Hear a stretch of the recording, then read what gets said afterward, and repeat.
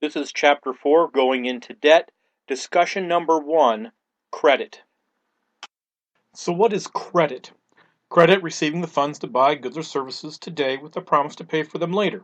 Well, simple enough definition. The idea that you want to borrow money. Now, when you borrow money, the amount that you actually borrow is referred to as the principal. But you're going to owe more than that because people don't give away money for free. They want a return on their investment. So what you pay extra for that loan is referred to as the interest. A lot of times the interest is figured out as a percentage.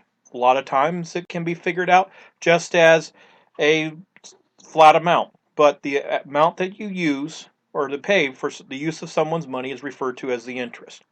Now, the total amount that you owe is referred to as the installment debt. So if I borrow $100 and I eventually am going to have to pay back $110, right? $10 of interest, $100 of principal, that means my installment debt is $110.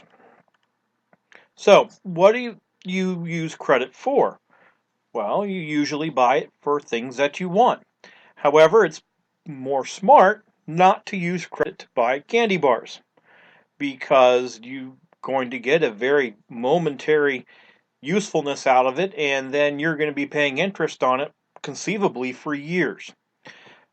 So it is most intended by the people who advise you economically to, if you need to use credit or have to use credit, is you can use credit on durable goods.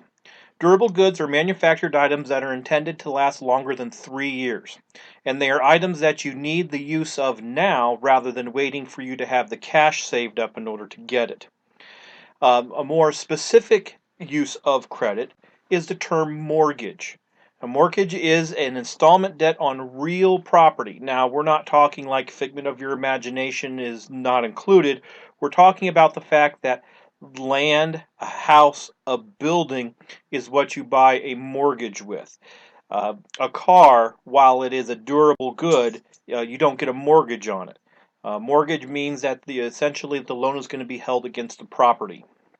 So why do people need to use credit? Well, buying necessities. You might need a computer in order to get through college.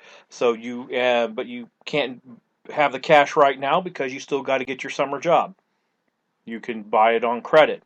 Buying a house is usually done on credit because most people don't have $100,000 or more to buy a house until they're 15 years into a marriage, and usually the kids are getting ready to buy cars by that point.